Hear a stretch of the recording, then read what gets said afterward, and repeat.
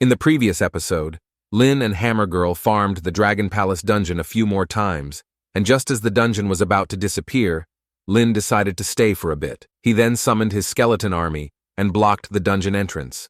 When the demons and dragons showed up, Lin gave them an early Christmas surprise, leaving the human professionals watching in shock, their jaws practically hitting the floor. As we continued where we left off, as most of them had already noticed, these weren't just any enemies. They were level 50+ demons and dragons, but why did they seem so weak? Or perhaps it wasn't that the enemies were weak, but that Lin was simply too strong. Mo Yun knew exactly what she needed to do next. She unleashed her anti-flight skill, causing all of them to plummet to the ground. With a few well-placed corpse explosions, the battlefield suddenly fell silent. All that remained were scorched and mangled corpses. The skeleton army got straight to work, cleaning up the battlefield and collecting all the loot if there's even any left. Meanwhile, Lin and the girls each racked up 270,000 military merits. But what really made Lin's day was the haul of dragon crystals. After his skeletons had finished collecting, including everything he had before, he now had a whopping 273 dragon crystals. Lin turned to the girls and suggested they leave the place and find somewhere else. Both of them agreed, obviously. As they started leaving, most of the nearby humans had all seen how the skeletons looted from the dead demons and dragons. Clearly, Lin racked up a hefty pile of dragon crystals. Someone muttered under their breath, wondering just how many crystals Lin had managed to collect. But another warned them not to get any funny ideas because Lin's skeletons weren't exactly known for showing mercy. Hearing this, the dude quickly shook his head, nervously insisting he wouldn't dare. After walking for a bit, the trio found a place to rest. Lin then tells the girls it's time to awaken talents using the dragon crystals. With a casual tone, he asked, "So, who wants to go first?" Mo Yun volunteered to go first, explaining that she hadn't awakened a talent during her second-class transfer, so using the dragon crystals now wouldn't affect the probability. She mentioned that the chance of awakening a talent with each dragon crystal was around 10 to 15%, though she wasn't sure how many it would take. Lin, however, wasn't worried at all. After all, they were balling on dragon crystals. Mo Yun took her first dragon crystal and activated it. The crystal emitted a soft glow, transforming into a radiant light that wrapped her entire body. The light was so intense that Hammer Girl had to shield her eyes with her hands. Moments later, the glow faded. Mo Yun let out a small sigh, shaking her head as she announced she had failed. Without missing a beat, Lin dumped all the dragon crystals out onto the ground and reassured her to not worry about it since they had plenty more. Mo Yun smiled, grabbed another crystal and tried again, only to fail once more. Time flew by as she worked her way through the crystals, and on her 16th attempt, something changed. Just like before, the light surrounded her, but this time, its energy felt much stronger. Lin and Hammer Girl could sense it too, and just as they expected, Mo Yun had succeeded this time and awakened a brand new talent. Hammer Girl, buzzing with excitement, immediately asked what it was. Mo Yun took a moment to sense the changes in her body, then revealed her new talent to be a holy flame. With this, every attack she made would now carry the holy flame effect, massively boosting her attack power and overall damage, and this effect works better, especially against abyssal demons. As a Holy Spirit summoner, this talent couldn't have been more fitting. Hammer Girl quickly congratulated her, thrilled that the talent matched her so perfectly. Mo Yun was just as excited, and then turned to Hammer Girl, saying it was her turn. Hammer Girl then grabbed a dragon crystal, her eyes locked on it, and got very serious. Taking a deep breath, she activated her first crystal, but as expected, it failed. Not one to be discouraged, she immediately moved on to the second crystal. Time passed quickly, and by the time she reached her 12th crystal, the glow around her changed dramatically. Mo Yun, watching closely, immediately recognized that this was a sign of success. As the light faded, Hammer Girl gently landed back on the ground, and it was clear she had awakened a talent, and her new talent turned out to be Guaranteed Hit. During its activation, all of her skills would hit with 100% accuracy, and every special effect in her skills would trigger as well. Hearing this, Lin was a little surprised, too. He couldn't help but think how insanely overpowered this talent was, especially when paired with her stun skill. Welp, it seems like our boy's future waifu is getting even more stronger. Anyway, with both girls successfully awakening their talents, it was finally Lin's turn. The two of them were practically bouncing with excitement, eager to see what incredible talent he would unlock. Lin grabbed a dragon crystal and activated it. Unsurprisingly, the first attempt failed. Looks like even our protagonist isn't always blessed by the RNG gods, but by the time he reached the 8th crystal, a surge of powerful energy erupted from him. This energy seemed to amplify his already powerful necromancer aura. Sure enough, Lin awakened a new talent: Summon Life Link. This talent created a life link among his summoned creatures within a 20-meter radius, allowing them to share damage taken evenly. In other words, this meant all his summons would either survive together or die together. The potential of this ability was obvious.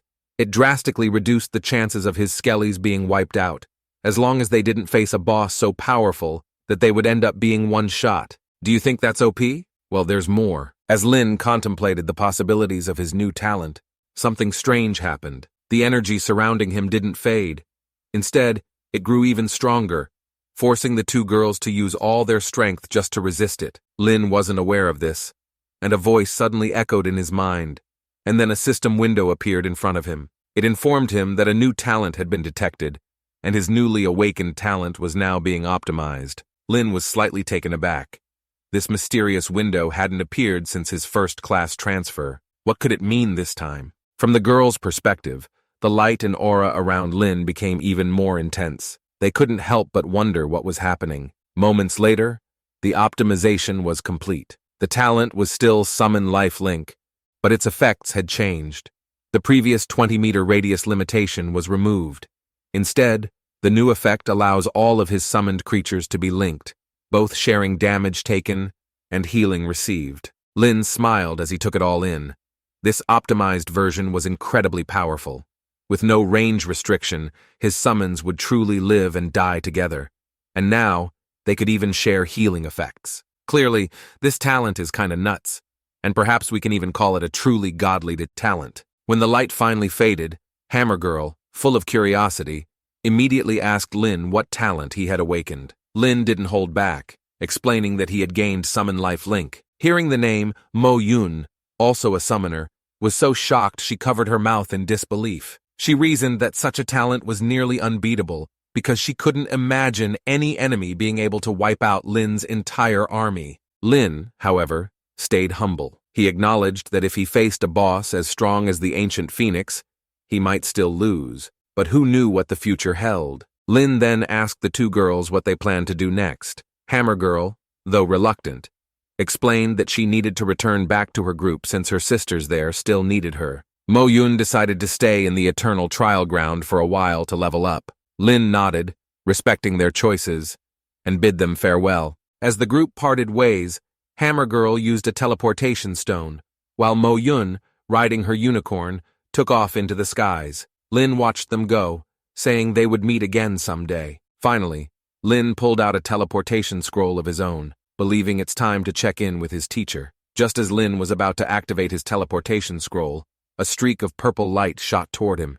He quickly realized it was a spear, hurtling straight at him with deadly precision. The spear smashed into Lin, but thanks to his skeletal armor, he wasn't hurt. Still, he could tell from the sheer force of the impact that this was no ordinary attack. Looking up, Lin saw several figures hovering in the sky. Judging from their auras, they were elite demons, likely all above level 55. Instead of feeling intimidated, Lin chuckled to himself, putting away the teleportation scroll. Well, how wonderful. Seems like our boy is getting one last chance to rack up some military merits before leaving.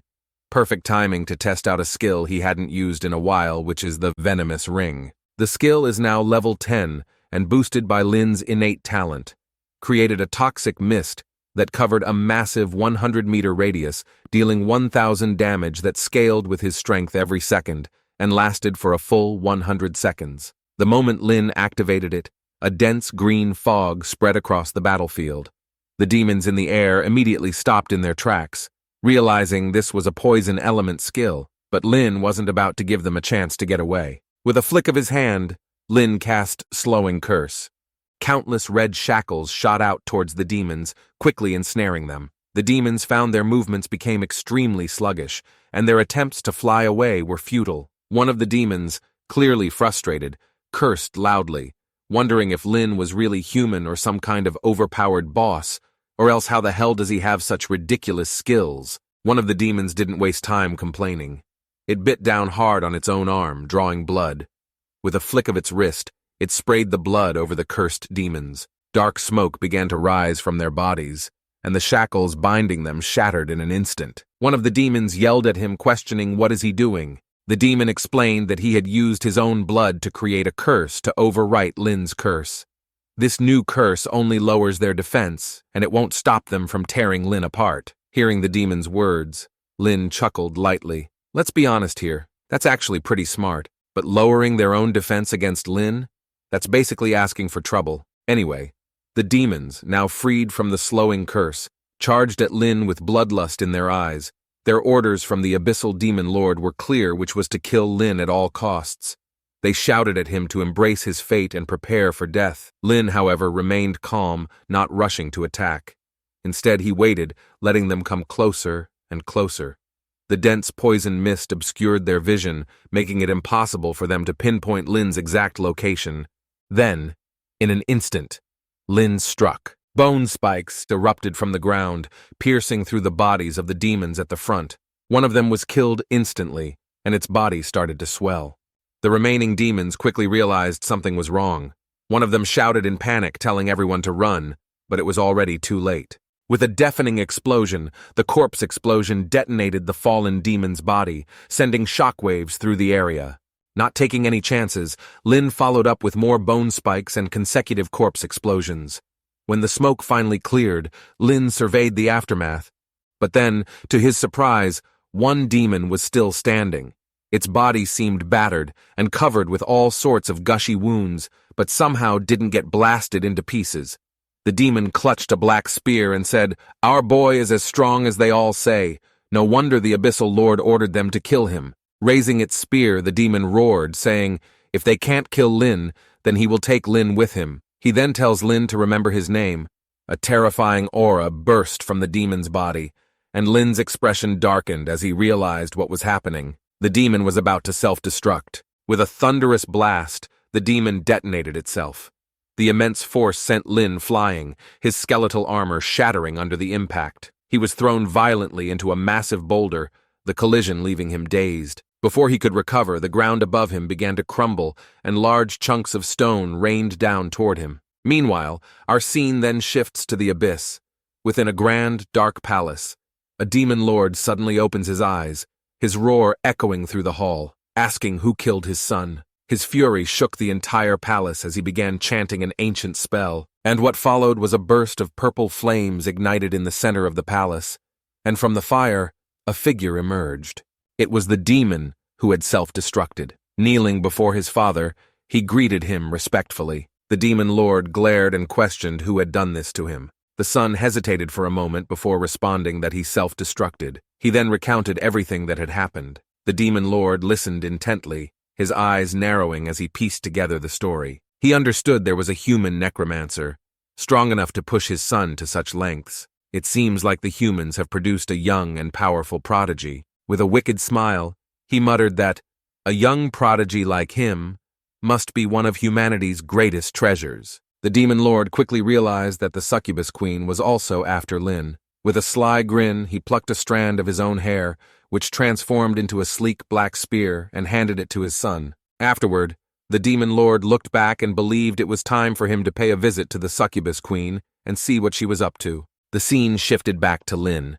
Amid the rubble, his skeletons were hard at work, smashing the falling rocks aside with swift strikes. Slowly, Lin emerged from the wreckage, brushing off the dust and debris. He let out a tired sigh, thinking, well, that's definitely the first time, getting blown up by someone else. He glanced at his shattered skeletal armor, which hadn't even lasted a full second under the blast. It was a good thing he had summon lifelink and damage transfer, or things could have been much worse. Even so, his skeletons were now in rough shape, their health nearly depleted, so Lin had to send them back into the summoning space to recover. With all that done, he then pulled out his teleportation scroll once more, and hopefully no one's going to bother him this time.